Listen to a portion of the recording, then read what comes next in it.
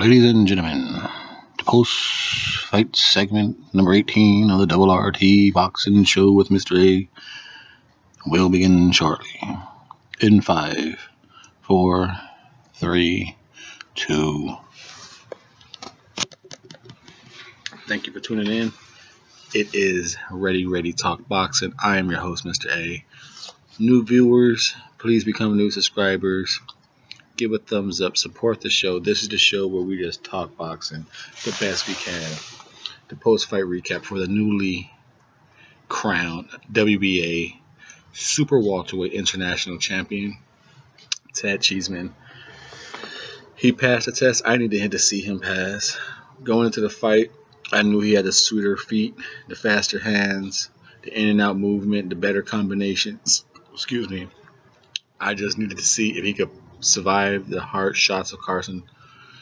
Being backed up, with a stage you get to him, a lot of mental things, that you can't quite judge on paper. And Ted passed him because in the second round he got cracked. His nose got busted. He got cracked a few times in this fight. He stood it and just cracked Carson Jones right back.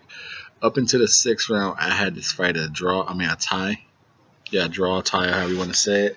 I had Carson Jones winning rounds 1, 2, and 4. Then after that, Carson Jones seemed to get tired through all the body shots Cheeseman was hitting him with. The movement Carson could not keep up with.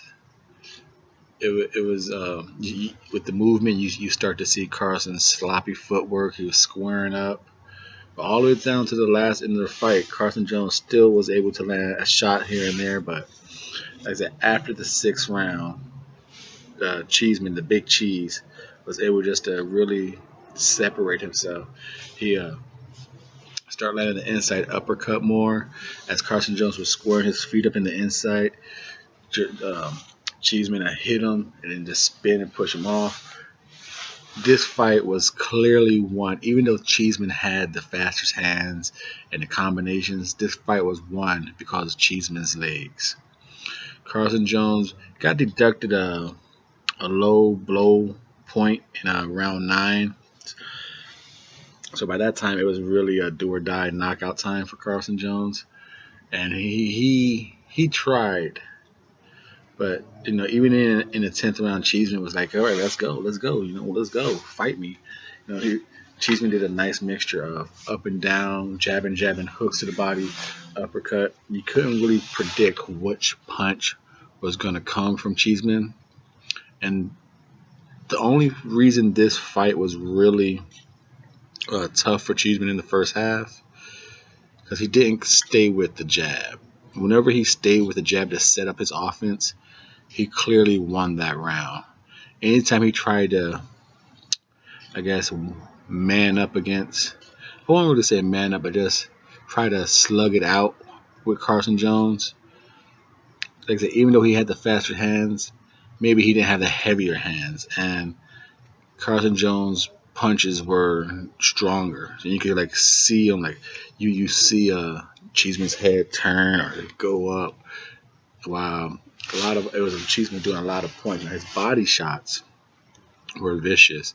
He was able to just hit him with the right hook, left hook, go with an uppercut, because Carson Jones did square up with his sloppy feet work. He squared up a lot. And Cheeseman was able to do an uppercut and then spin her off with the angles.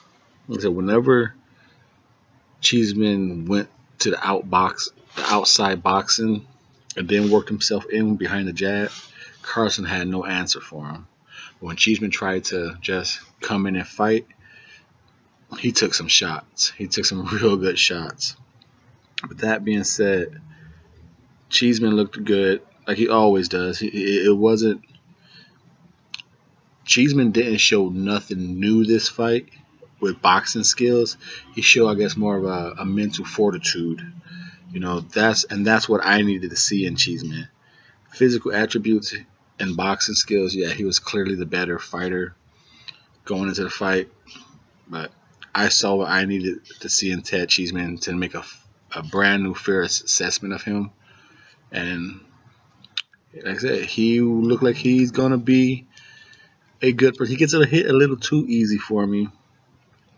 but he's good. He's good. I like what I see from him.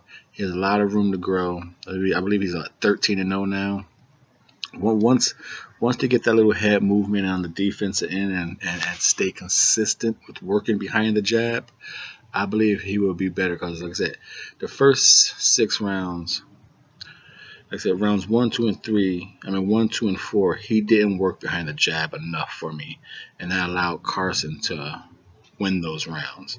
Because when he just came in, he got hit. Like, this fight was very competitive, about all the way up until like round 7, and then Cheeseman kind of really took it over. But they were just hitting each other, trading hooks for hooks, body shots for body shots.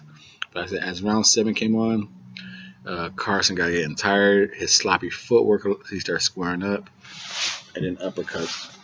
Cheeseman was able to land a couple right uppercuts, busted Carson's nose up as revenge when he got his nose busted in the second. This was for the WBA International Super Welterweight title. So now that these